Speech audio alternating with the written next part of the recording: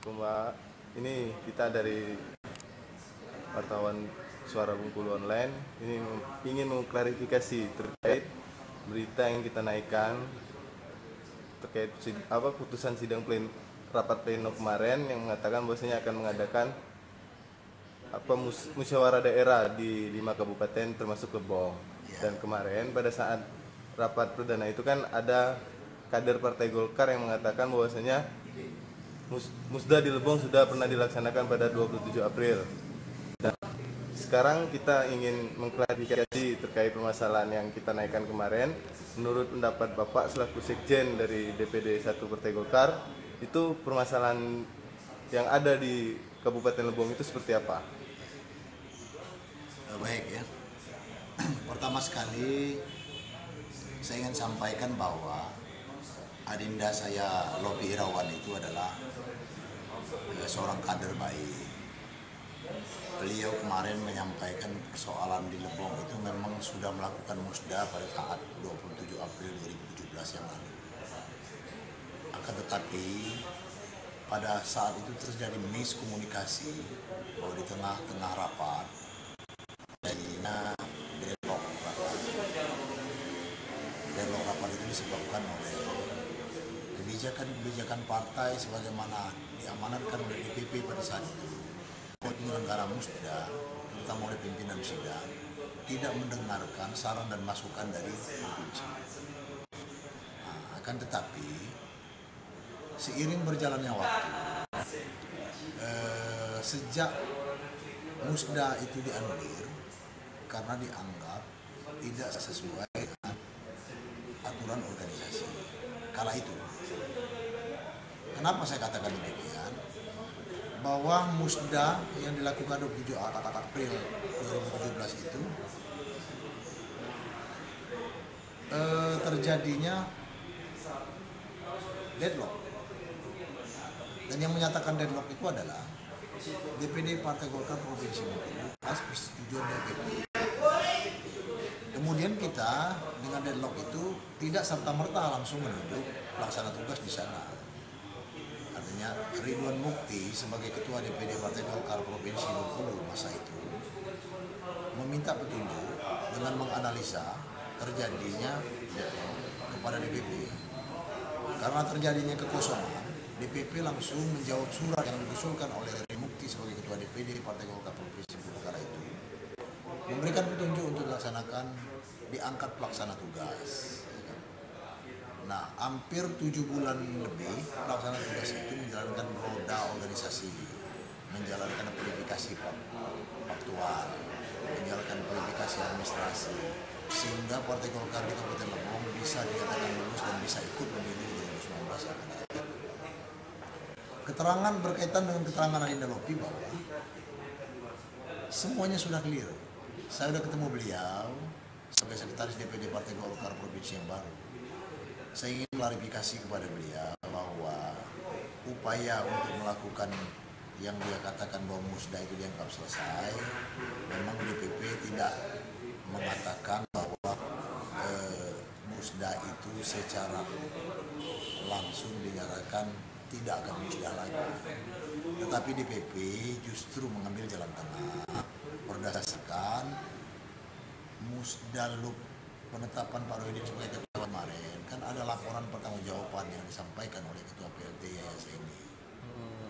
Beliau mengatakan bahwa di Provinsi Bengkulu ini ada 5 kabupaten yang belum sempat beliau laksanakan musda, termasuk Kabupaten Lebong, termasuk Utara. Jadi menganggap bahwasanya pada saat musda yang di Lebong itu tidak sah atau dinyatakan belum memenuhi standar organisasi. Oke.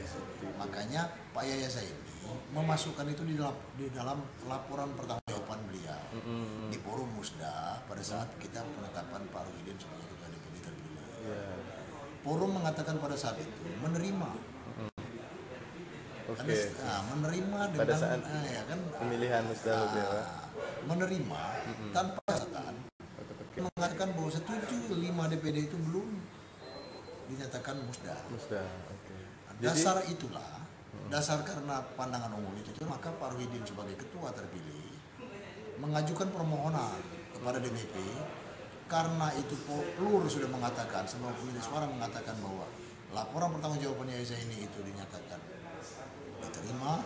Yang satu poin yang mengatakan 5 DD Kabupaten Musda, maka Pak Ruhidin mengajukan permohonan persetujuan kepada DPP untuk melaksanakan musda dalam rangka mempercepat konsolidasi kepartaian di provinsi Bengkulu. Ya, jadi terkait statement dari Govi Irawan tersebut yang mengatakan bahwasanya ketika di Lebong itu akan diadakan musda kembali, beliau akan melakukan gugatan ke Mahkamah Partai.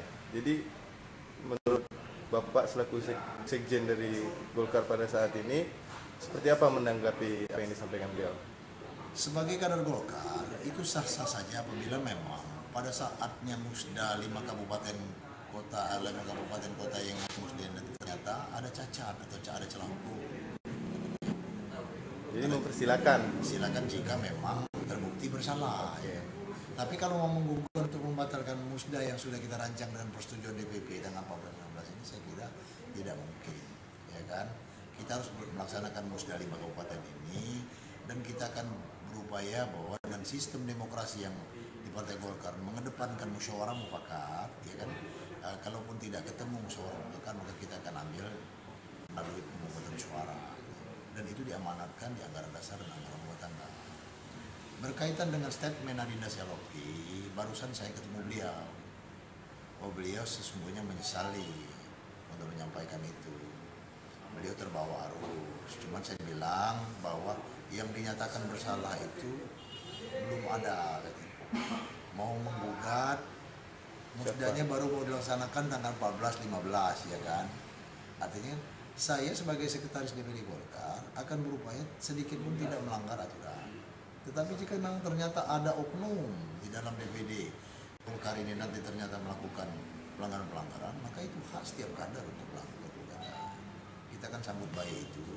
Tetapi sejauh ini bahwa antara DPD Provinsi dengan Adinda Lopi sebagai mantan sekretaris DPD 2 Lebong, ya kan, yang sudah dimisioner saat ini, semua sudah kita bicarakan dengan baik, dan dia akan mendukung pelaksanaan musda ini dengan baik. Terkait rapat yang dilaksanakan pada hari ini, Pak, apa ada perubahan jadwal atau seperti apa? Hari ini kita sudah meminta laporan masing-masing seksi dari kepanitiaan, dari berbagai seksi, mulai dari seksi acara persidangan, seksi perlengkapan, dan seksi kesekretariatan. Ternyata alhamdulillah hari ini hampir clear, ya. Artinya tidak ada perubahan waktu jadwal. Tanggal 14 pagi jam 10 kita akan melakukan pelantikan pengurus DPD Golkar yang baru. Setelah itu sekaligus membuka musda di forum itu untuk 5 kabupaten. Setelah itu kita baru musda di 5 kabupaten. Oke, mungkin itu aja, Pak. Ya. Terima kasih, Pak. Ya. Ya.